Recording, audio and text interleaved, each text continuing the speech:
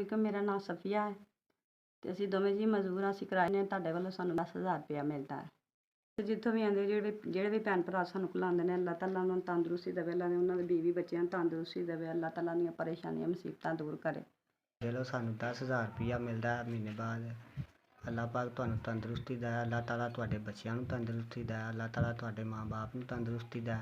ਇਹ ਸਾਡੇ ਬੜੇ ਕੰਮ ਆਉਂਦੇ ਨੇ। ਅਸੀਂ ਦੋਵੇਂ ਜੀ ਮਜ਼ਦੂਰ ਹਾਂ, ਅਸੀਂ ਕਿਰਾਏ 'ਤੇ ਰਹਿੰਦੇ ਹਾਂ ਅਤੇ ਵਿੱਚੋਂ ਤੁਹਾਡੇ ਪੈਸਿਆਂ ਦੇ ਉਹ ਸਾਡੇ ਬੜੇ ਕੰਮ ਆਉਂਦੇ ਨੇ। ਅਸੀਂ ਬੱਚੇ ਦੀ ਦਵਾਈ ਲੈ ਆਈ ਦੀ ਹੈ, ਬੱਚੇ ਨੂੰ ਸਕੂਲੇ ਪਾਇਆ ਅਤੇ ਅੱਲਾਹ ਪਾਕ ਤੁਹਾਨੂੰ ਤੰਦਰੁਸਤੀ ਦੇ। ਸਾਡੇ ਪੈਸੇ ਜਿਹੜੇ ਨੇ ਸਾਡੀਆਂ ਬੜੀਆਂ ਜ਼ਰੂਰਤਾਂ ਪੂਰੀਆਂ ਕਰਦੇ ਨੇ। ਅੱਲਾਹ ਪਾਕ ਤੁਹਾਨੂੰ ਲੰਮੀ ਜ਼ਿੰਦਗੀ ਦੇ, ਤੁਹਾਨੂੰ ਤੰਦਰੁਸਤੀ ਦੇ। ਅੱਲਾਹ ਪਾਕ ਤੁਹਾਡੇ ਬੀਵੀ ਬੱਚਿਆਂ ਨੂੰ ਤੰਦਰੁਸਤੀ ਦੇ।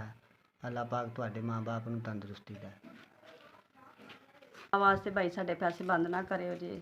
ਅਸੀਂ ਪੈਸਿਆਂ 'ਤੇ ਬੜੀ ਆਸ ਉਮੀਦ ਰੱਖੀ ਹੁੰਦੀ, ਸਾਡੇ ਕੋਲ ਕੋਈ ਕੰਮ ਨਹੀਂ ਹੁੰਦਾ, ਸਾਡੇ ਪੈਸੇ ਬੜੇ ਕੰਮ ਆਉਂਦੇ ਨੇ। ਇਹਨਾਂ ਪੈਸਿਆਂ 'ਤੇ ਬੜੀ ਆਸ ਉਮੀਦ ਹੁੰਦੀ। ਸਿਹਤ ਦੇਵੇ, ਤੰਦਰੁਸਤੀ ਦੇਵੇ, ਸਦਾ ਸਲਾਮਤ ਰਹੋ।